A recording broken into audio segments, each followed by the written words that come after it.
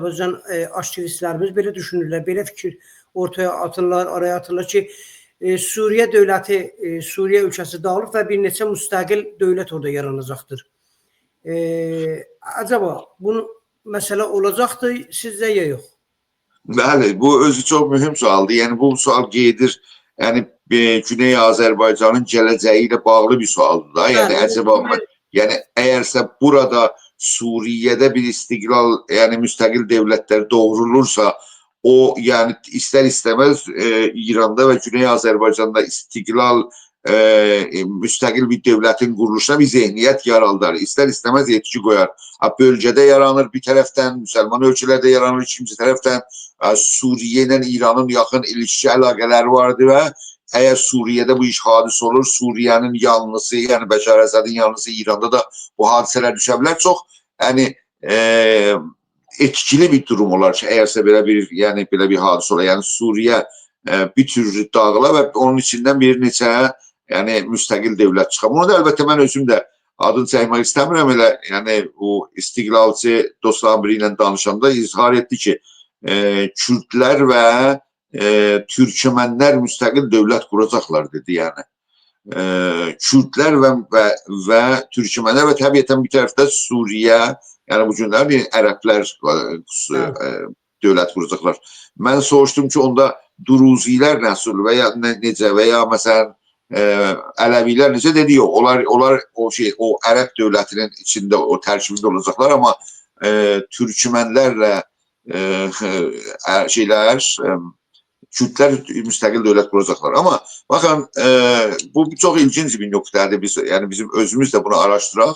Bugün Suriye'de yani hakikaten bir daha zayıf devlet var. Yani ordusuz bir devlet var.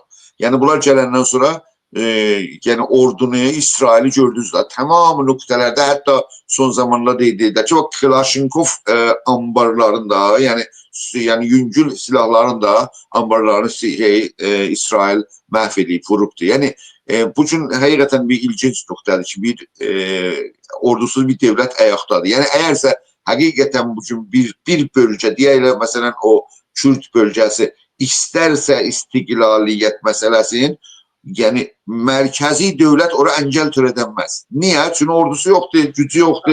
Hatta bu bölgede baktığımızda Kürt bölgesinde sayı bakımından bazı rivayetlere 60 bin, bazı rivayetlere 100 bin askeri ordusu vardır orada. Yani hatta merkezi devlette yani o HTŞ'nin gücünden güçlü bir orada güç var. Aynı halde Amerikanın himayeti onun da altındadır. Halbuki HTŞ'den mesela orduranda o Amerika bu manada HTŞ'den himayet eləmədi.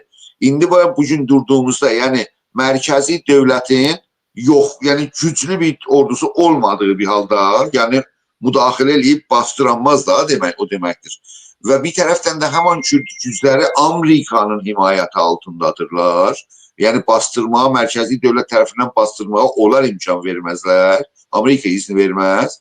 Bu durumda şərait yani məntiqə baxanda yani quru məntiqə baxanda siyasi məntiq değil.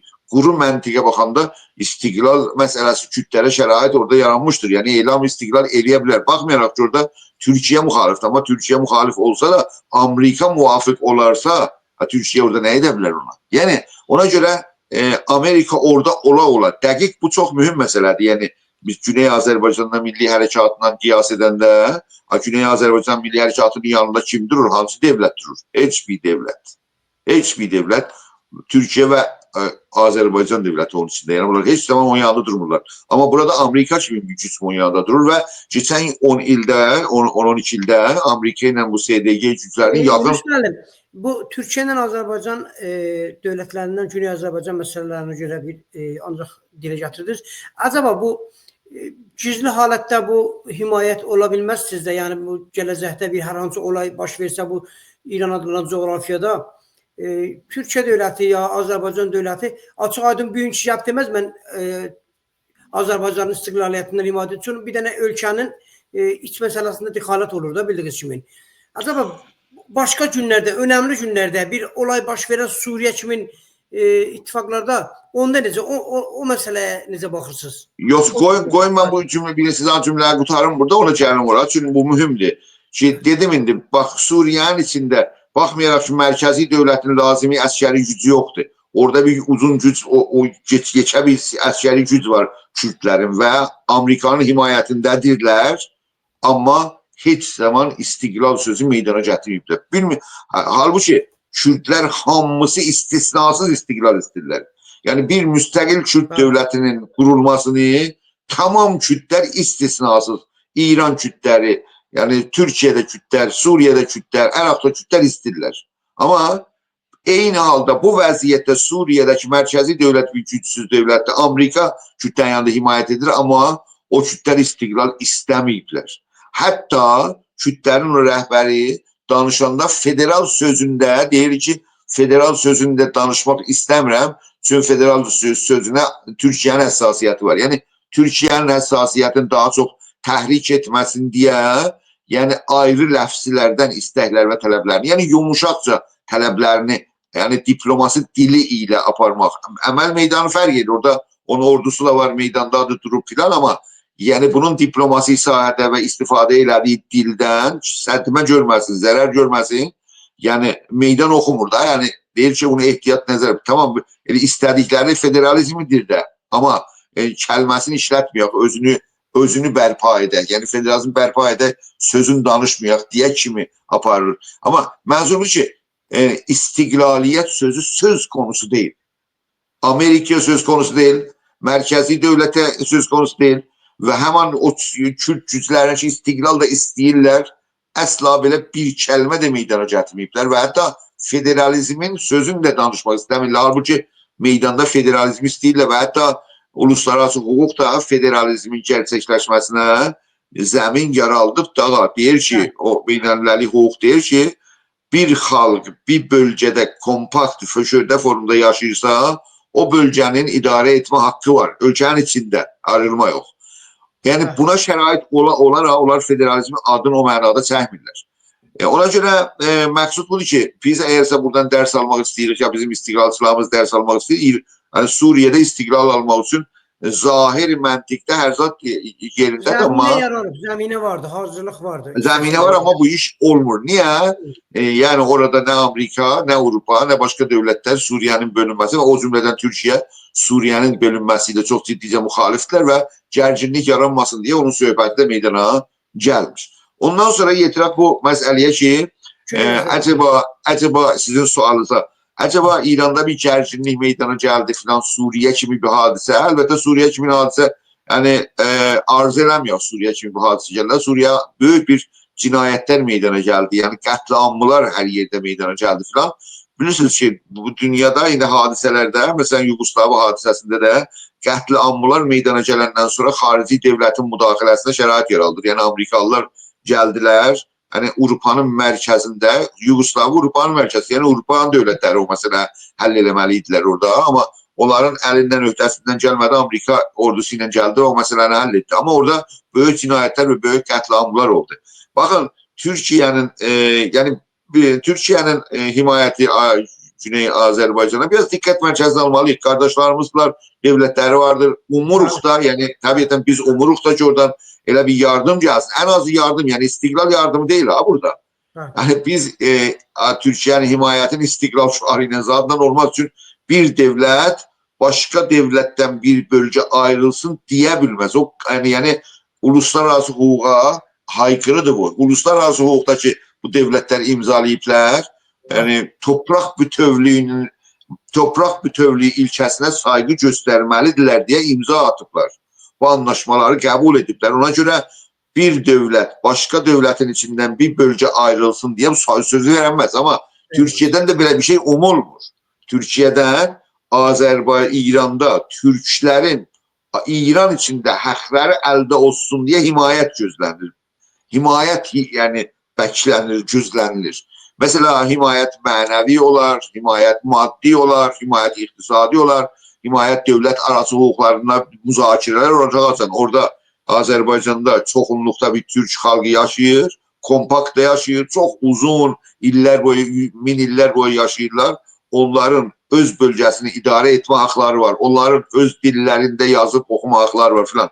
Yəni geçən 100 ildə, yəni bunun adı bir hər bir dövlətin bir doktrini vardı, siyasi doktrini ki, necə bu dövlət idarə olsun. Geçən 100 ildə bu dövlət tərəfindən Güney Azərbaycana hətta belə iynə ucuza təvəccüh göstərilməyib. Hətta ona qarşı mərkəzi dövlətin İranda dağılmasını Türkiyənin elite siyasisi özünün dağılması kimi görür. Yəni niyə? Çünki İranda olan dövlət yapısı ya doktrin, siyasi doktrin, yəni o uniter bir dövlət, mərkəzgərə, mütəmərkəz bir dövlət Türkiyə kimi bir dövlətdir. Yəni onun yıxılması Türkiyədə sistemin, yəni uniter sistemin bir-birinə dəyməsinə şərait yaraldır. Bilirsiniz, Türkiyədə hətta federalizmi də bölücülük hesab edirlər. Yəni o cür deyil ki, sən gəlib müstəqil dövlət qurursan. Sən desən federalizm Türkiyədə, sənə deyərlər bölücüsən. Desən ki, İranda deyirlər də, İranda federalizm bölücü deyirlər. Ona görə yox, biz geçən 100 ilə baxdığımızda Türkiyədə bu yapısı, yəni uniter yapısından dolayı bir tərəfdən də yəni İran, bir tərəfdən də etkiləşmə şərti. Necə dedi ki, Suriyədə indi istiqlal alab, bir millət istiqlal alabilirsə İrana da etkiləyər, alması etkiləməz. Mesela bizim sözümüzdə budur, əgər Suriyədə federalizm qurulursa, İranda federalizmi, ruhiyyə federalizmi, ya fikri federalizmi təqviyyət edir, yəni etkiləşmə. Ona görə Türkiyə İranın uniter sisteminin dəyişməsini istəmir. Niyə? Əgər uniter sistem bir federal sistemə dəyişirsə, İranın həm siyasıdır, qonşusudur. Orada da mesela fərqli xalq yaşayır, Kürtlər yaşayırlar, falan yaşayırlar. Orada da istər istəməz deyəcək, həm qonşumuzda belə oldu, bizimkində niyə olmasın? Yəni Türkiyənin uniter sisteminin bir-birinə vurmasına şərait yaraldır. Ona görə geçən 100 ildə bunu göstərir də. Yəni iynə ucuza bir addım atmayan bir dövlət 100 ildə özlə bir balaca bir dövlət deyil. NATO'nun Amerikadan sonra ikinci böyük ordusuya sahiptir.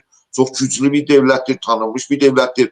Çox tarixli bir dövlətdir. 600-700 il sabiqəli bir dövlətdir, amma geçən 100 ildə modern tarixdə heç bir özən, yəni İran türkləri, ya İranda yaşayan türklər, istilah bu düzdür ki, İranda yaşayan türklər Türkiyədən təəssüflə, yəni hətta iynə ucuza bir yardım, yəni hərəkət, bir göstəri, bir həyat filan göstərim. Ona görə orada yəni umut bağlamaq bu mənada, o cəhətdən ki, Türkiyə uniter sistemin dəyişmək istəmir, çox böyük naümidliğə insanları şeylər.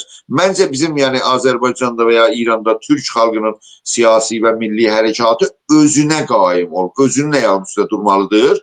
Əgərsə Türkiyədən bir gün yardım gəlirsə, gözləri üstə yardım gəlsin də yardım kim qəbul etməz. Amma ki, Türkiyənin yardımı ilə Türklər İranda haqqa çatacaqlar, haqqa varacaqlar, hüquq alacaqlar, böyük bir yanlışlıqdır. Əməldə insanların tənbəlliyinə, insanların qeyri-real olmasına, dünyanı gerçəyi görməməsinə və bu xiyalatla ki, güya gəlib bizə bunu verəcəklər, onunla yuxuda olmasına və əməldə camiədə fəal olmasına səbəb olur və əməldə yəni Türk xalqının hədəflərinə varmasına böyük bir